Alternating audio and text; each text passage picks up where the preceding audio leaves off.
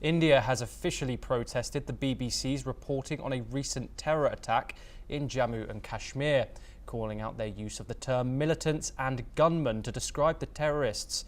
The Indian government has expressed its strong objections to BBC India head Jackie Martin and has written a formal letter. India's Ministry of External Affairs will now closely monitor the BBC's content.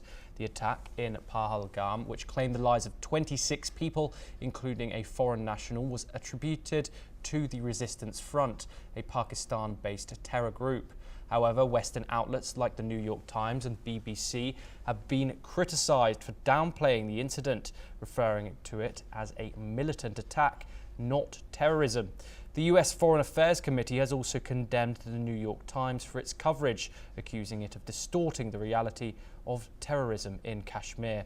This controversy highlights the ongoing issue of how Western media reports on terrorism, with many accusing them of whitewashing such attacks. We are now joined by our guest today, retired Major General Sudhakar G, geopolitics, strategic and defence expert. Thank you very much for joining us. General G, I just wanted to get your initial thoughts before we dive a bit deeper into this on the Western-led narrative on the attack that happened in Jammu and Kashmir just a few days ago. Well, Thomas, good afternoon. Thank you for getting me to your show. And I just heard you giving a preamble with regard to BBC, a formal letter having been written by the government of India to BBC, which is trying to downplay the terrorist act as a militant act. It should be straightaway dismissed, because BBC is always in the habit of, manipulating the reports, giving out a kind of opposite paradigm, opposite narrative. So as regards this particular attack which is taking place, it's been actually building up in my mind as a student of geopolitics and strategy and defense and security. I personally feel that I have carried out a very deep study of proxy war launched by Pakistan against India.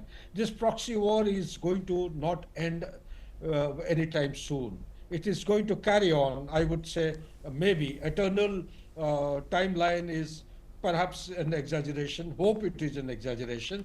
But to my reckoning, it is going to continue, because the very concept and the central paradigm of philosophy of Pakistan's existence is based on the concept of bleeding India with 1,000 cuts. This particular paradigm was formulated by the forefathers of Pakistan way back in 1965, formally issued as a kind of a doctrine by Zia-ul-Haq when he was the martial ruler in 1979. And because by then they had realized it was becoming impossible for them to defeat India conventionally and take back Jammu and Kashmir, or liberate Jammu and Kashmir for further integration with Pakistan. So this is a kind of a warfare which will continue till foreseeable future. And also, in my understanding, the attack which has taken place, yes, perhaps to my mind, it was a thing which was waiting to happen post abrogation of Article 370, which hasn't gone down too well, neither into the stomach of Pakistan nor into the stomach of China. So both together have unleashed a war of terror against India, like the one which we had in Pahalgam recent past. Yes, Major General G, I just wanted to go through some of these news outlets and agencies of what they called the attack initially. Obviously, we've mentioned the New York Times, who described them as gunmen in their original report. Then the Washington Post, calling them suspected militants. The Reuters news agency, which brands itself as an impartial news agency, has called the attackers militants. Along with the BBC, the CNN, the American news network, has called them gunmen. As far as I can see, the Times of India and domestic news are the only people who have titled the perpetrators of this terror act as terrorists. What do you think the implication of of these international, well-established news organizations, calling this a militant attack, not a terrorist attack. What's the implication for the international discourse in regards to this? Excellent question, Thomas. So unfortunately, the very word terrorism has not been defined with common parameters by none of the United Nations members till now, despite the fact that India had proposed its documents and the very idea of terrorism in very tangible terms in a formal document to United Nations Security Council. Until 9/11 happened, terrorism had a different connotation and meaning to United States as superpower. Until the terrorism actually went deep into the way of life of Europe or the European Union, it had a different meaning. So what it means is until it actually hits the Westerners and hurts them very deeply, they will keep calling terrorism as a militant or a freedom fighter. So that's why you have expressions like suspected militants, suspected some act of violence. So different, a freedom fighter to one is becoming a terrorist to other. How does India protect itself after having gone through the scourge of the terrorism for past 40 years, having lost so many lives, and by virtue of the proxy war which is being sponsored by a state like Pakistan? The very concept of the inception of Pakistan based on two-nation theory, religion and language, and they're having come to a conclusion that they cannot actually defeat India by conventional armed forces. It is by the proxy war which they gained experience during the Soviets being pushed out of Afghanistan from 79 to 89. Perhaps they thought proxy war is one of the tools and mechanism.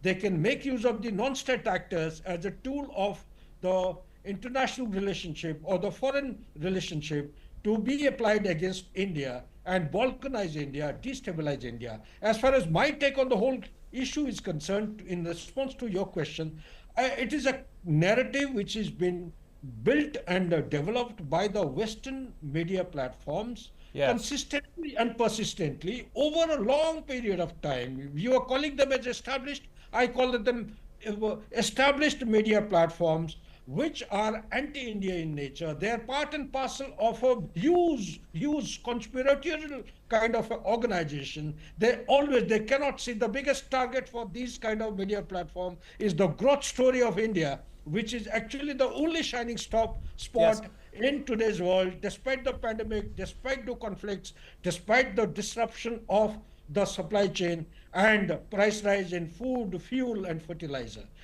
My take is that while it cannot be discounted, it should be rebutted like the way India has done in form of a formal letter, case by case, and with substance and facts and figures. Back to you, please. Yes, Major General G, obviously this has, the phrasing of this throughout the world has also meant a lot to the Indian government as well. We've seen the Ministry of External Affairs put out that tweet crossing out the New York Times headline. I just want to read out the definition of terrorist for you. It's someone who, terrorism is the use of unlawful use of violence and intimidation, especially against civilians, in the pursuit of political aims.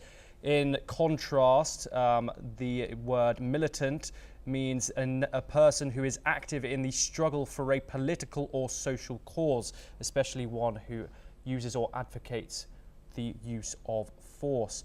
And the key difference there is the use of the word civilians. Pakistan has said that the militant is the correct term to use, as it calls for a neutral investigation into this attack. How should Indian communicators handle that argument without looking dismissive or due process?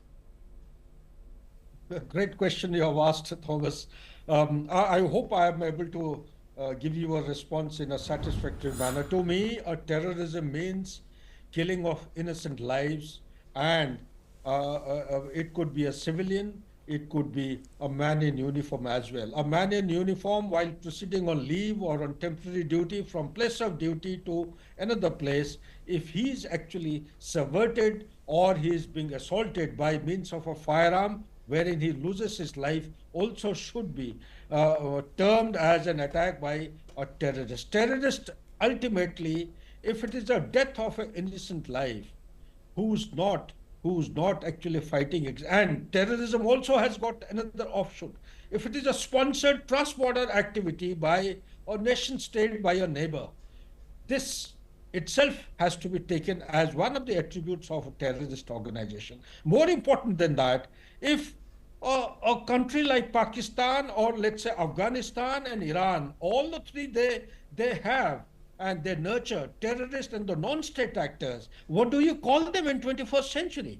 Are we prepared as the humans of 21st century or the mankind of 21st century to accept such kind of violent activities by non-state actors who are not part and parcel of the liberal rules-based international order? Certainly, my answer is no. In 21st century, you, me, and all of us in the world, the mankind should be expecting that we know where the danger is. We should be able to secure and make our life safe and absolutely stable and also live in a normal kind of a life. Only then you keep progressing and go into a lifestyle of quality and progress and improvement. That is what I am saying. The world to be free of terrorism means any non-state actor, regardless of the terminology that we use, whether it is militant, at places people use as insurgents, violence has got no place for society.